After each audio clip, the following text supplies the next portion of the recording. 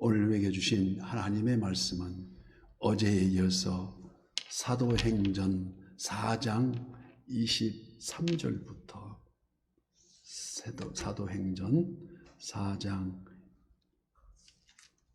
23절부터 31절까지 교독하고 마지막 절은 합독하겠습니다. 사도들이 노임에 그 동료에게 가서 제사장들과 장로들의 말을 다 알리니 그들이 듣고 한 마음으로 하나님께 소리를 높여 이르되 대주제여 천지와 바다와 그 가운데 만물을 지은 이시여 또 주의 종 우리 조상 다윗의 입을 통하여 성령으로 말씀하시기를 어찌하여 열방이 분노하며 족속들이 허사를 경영하였는고 세상의 군왕들이 나서며 관리들이 함께 모여 주와 그의 그리스도를 대적하도다 하신 이로소이다. 과연 헬롯과 본디오 빌라도는 이방인과 이스라엘 백성과 합세하여 하나님께서 기름 부으신 거룩한 종 예수를 거슬려 하나님의 권능과 뜻대로 이루려고 예정하신 그것을 행하려고 이 성에 모였나이다. 주여 이제도 그들의 위협함을 굽어 보시옵고 또 종들로 하여금 담대히 하나님의 말씀을 전하게 하여 주시오며 손을 내밀어 병을 낫게 하옵시고 표적과 기사가 거룩한 종 예수의 이름으로 이루게 하옵소서 하더라.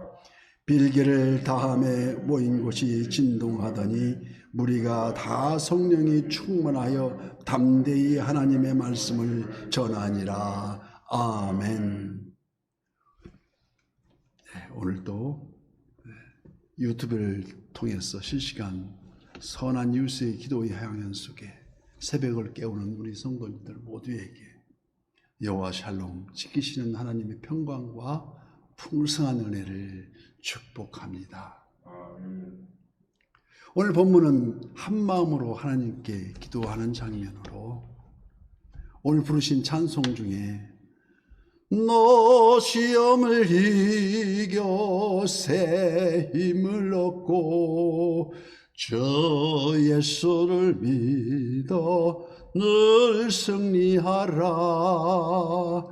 어느 동네 믿음이 좋은 며느리가 예수 믿지 않는 시어머니 때문에 늘 핍박을 받으며 살고 있었는데 그러나 그 시어머니의 영혼 구원을 위해서 눈물로 기도하고 함께 특별히 오늘 부른 찬송으로 위로를 받았다고 합니다. 그러던 어느 날 교구 식구들이 그 시어머니에게 합심 전도를 위해서 선물을 두고 그 집에 방문했다고 합니다. 할머니, 예수님 믿고 교회 나오세요. 며느님께서 매일 할머님 위해 눈물로 기도하고 있어요 라고 말하자 그 할머니께서 시어머니가 그거 다 내숭 떠는 거예요. 나도 옆에서 들었는데 내 시험을 이겨 새 힘을 얻고 이렇게 하며 자꾸 이 시험을 이겨버리자고 하니 어찌 내가 화가 안 나겠소. 이 말에 전 교구 식구가 모두 웃고 말았지만 후렴부분 우리 구주의 힘과 그의 위로를 빌라 주님 내 편에 서서 항상 도우시리 끝까지 한마음으로 기도할 때 오늘 본문 24절 말씀과 같이 그들이 듣고 한마음으로 하나님께 소리를 높여 이르되 대주제여 천지와 바다와 그 가운데 만물을 지으신 이시오. 그 첫째가 기도의 대상이 창조주 하나님께 기도한다는 것입니다. 여기 대주제라는 하나님의 절대적 주권을 인정한다함을 의미하고 있습니다. 그러니까 베드로와 요한이 비록 복음을 전파하다가 감옥에 갇히고 핍박을 받은 것 그조차도 하나님의 절대적 주권 안에 있다는 것입니다. 그래서 잠언 16장 9절 말씀에도 사람이 마음으로 자기의 길을 계획할지라도 그의 걸음을 인도하시는 이는 여호와 하나님이시라고 말씀하십니다. 그리고 둘째로 그들의 기도가 시편 2편 1절 말씀과 그 내용을 인용한 예언의 성취를 고백한다는 것입니다. 어떻게 고백합니까? 25절 말씀. 또 주의 종 우리 조상 다윗의 입을 통하여 성령으로 말씀하시기를 어찌하여 열방이 분노하며 족속들이 허사를 경영하였는고 세상의 군왕들이 나서며 관리들이 함께 모여 주와 그의 그리스도를 대적하는도다고. 즉 예언의 말씀이 이미 예수님 고난을 통하여 성취되었음을 만방에 선언하고 있다는 것입니다. 그래서 28절 하나님의 권능과 뜻대로 이루려고 예정하신 그것을 행하려고 이 성에 모였나이다. 여기 우리는 중요한 교훈을 깨닫게 됩니다. 어떤 교훈입니까? 로마서 8장 28절 말씀과 같이 우리가 알거니와 하나님을 사랑하는 자 곧 그의 뜻대로 부르심을 입은 자들에게는 모든 것이 합력하여 선을 이룬다는 것입니다. 오히려 한 마음으로